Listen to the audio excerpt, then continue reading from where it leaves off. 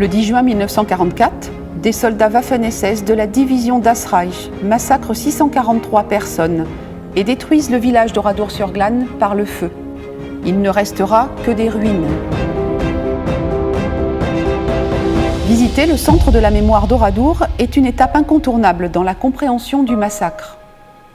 Ce centre d'interprétation contemporain, situé à proximité immédiate des ruines, propose aux visiteurs une exposition permanente, une exposition temporaire et une librairie.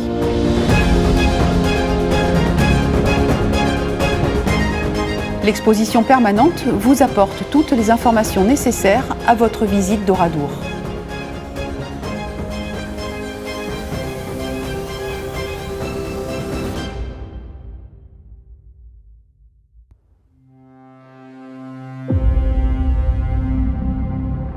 Le 30 janvier 1933, Adolf Hitler est nommé chancelier. En quelques mois, par la violence, il impose à l'Allemagne un régime totalitaire, nazi, antisémite et raciste.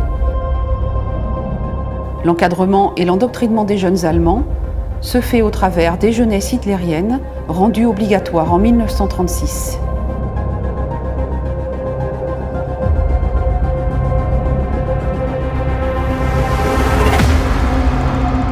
Hitler engage l'Allemagne dans une politique de réarmement et d'expansion territoriale.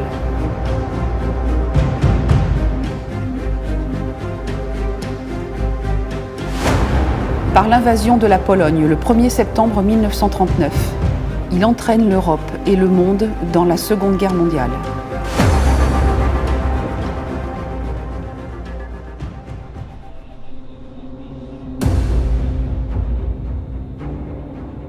Après la débâcle de l'armée française, le maréchal Pétain signe un armistice avec l'Allemagne nazie le 22 juin 1940.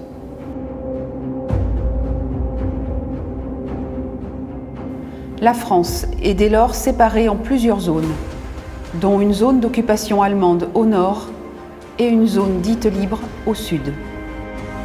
Afin de faire collaborer étroitement les industriels des deux pays, il engage la France dans une politique de collaboration active avec l'Allemagne. des appareils complets pour lesquels il cherche un fabricant en... Une autre voie est proposée aux Français, celle de la résistance à la suite de l'appel du général de Gaulle le 18 juin 1940. En Limousin, la résistance est marquée par la figure de Georges Guingouin, instituteur et militant communiste entré dans la clandestinité dès l'été 1940.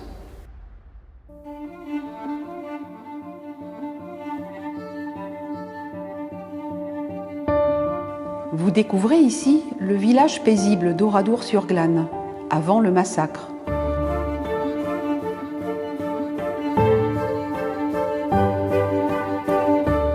Ses activités, ses commerces, sa population et une certaine douceur de vivre en dépit du contexte de la guerre.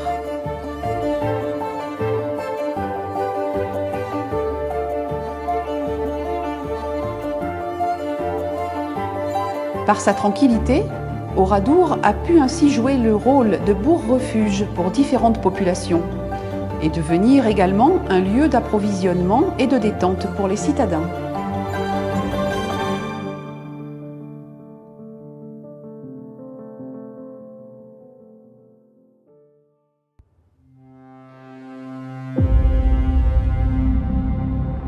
Les Waffen-SS, branche militaire des SS, opèrent sur le front de l'Est à partir de juin 1941.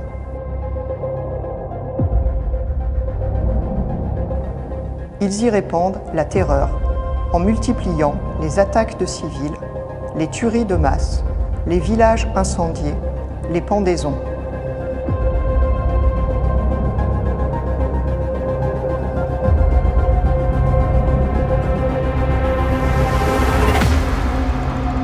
Sur le front de l'Ouest, en France à partir du printemps 1944, la division Das Reich va réemployer ces mêmes méthodes de terreur, notamment à Tulle et à Oradour.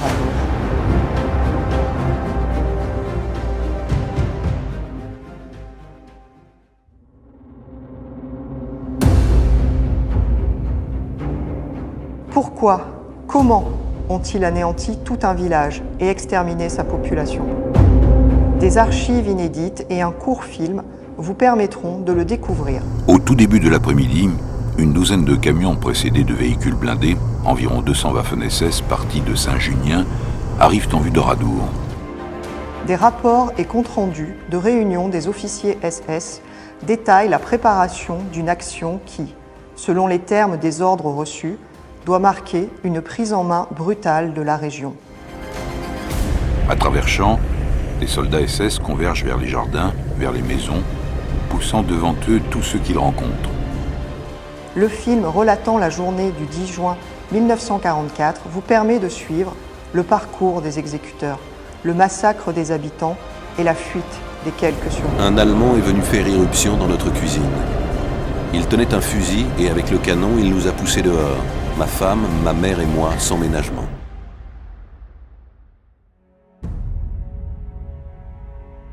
Le 11 juin 1944, du village d'Oradour, il ne reste que des ruines. 643 victimes, aujourd'hui officiellement reconnues, et quelques rares rescapés.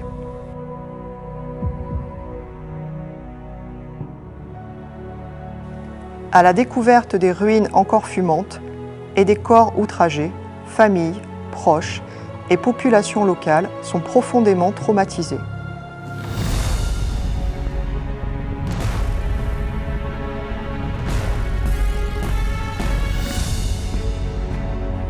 Le deuil sera d'autant plus difficile que peu de corps ont pu être identifiés.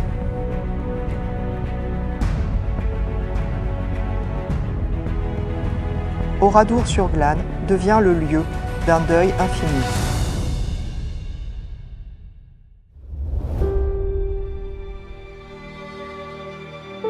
Le 4 mars 1945, lors de sa visite, le général de Gaulle fait du massacre d'Oradour un symbole de la barbarie nazie. Il confirme que les ruines du village martyr seront préservées.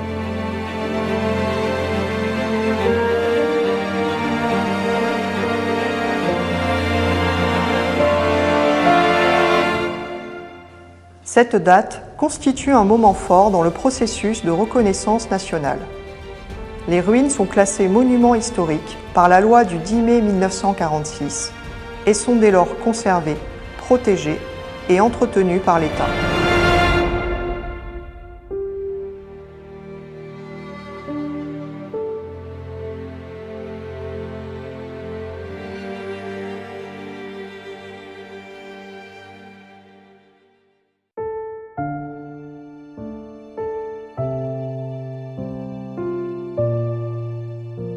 Quelle justice pour Oradour! Il faut attendre 1953 pour qu'un tribunal juge 21 soldats.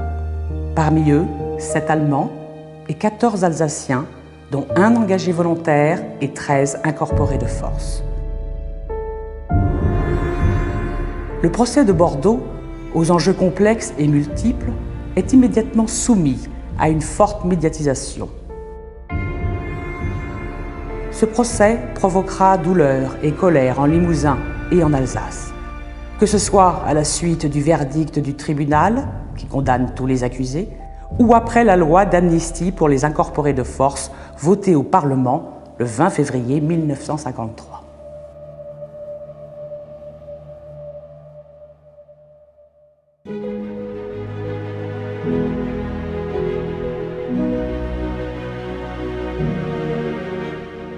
Comment la vie a-t-elle pu reprendre à Oradour? Peu de temps après le massacre, un village provisoire fait de baraquements de bois est construit pour abriter les habitants sinistrés. Puis un nouveau bourg, moderne, sort de terre à proximité de l'ancien village. L'arrivée dans le nouveau village, ça a été déjà quand même pour ceux qui l'occupaient le confort, mais la tristesse en même temps parce qu'ils étaient dans un bourg mort. Il est achevé en 1953, mais ne connaît un fort développement qu'à partir des années 1980. Il faut qu'on arrive à intégrer notre jeunesse et puis qu'elle arrive à vivre un peu comme tout le monde, même si on vit à proximité des ruines et du centre de la mémoire. Des photos et témoignages vous permettent de saisir l'évolution de cette commune, du deuil au retour à la vie.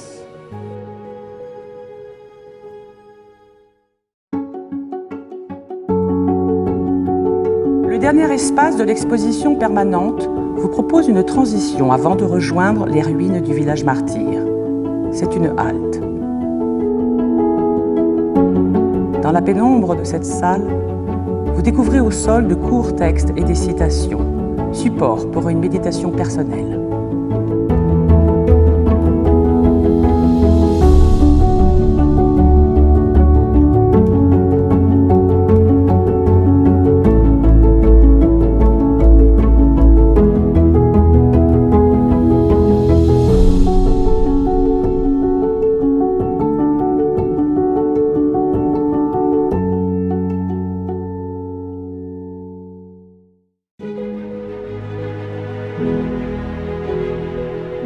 Depuis l'été 2018, le Centre de la Mémoire offre un nouvel espace aux visiteurs. La galerie Oradour Visage. Installée dans le passage conduisant au village martyr, cette galerie présente, sur des plaques en porcelaine, les noms et visages des victimes du 10 juin 1944.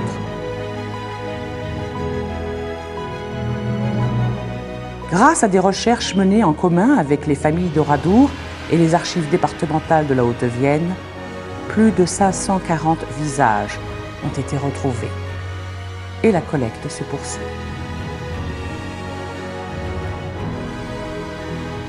Ces visages accompagnent le visiteur dans la suite de son parcours de mémoire.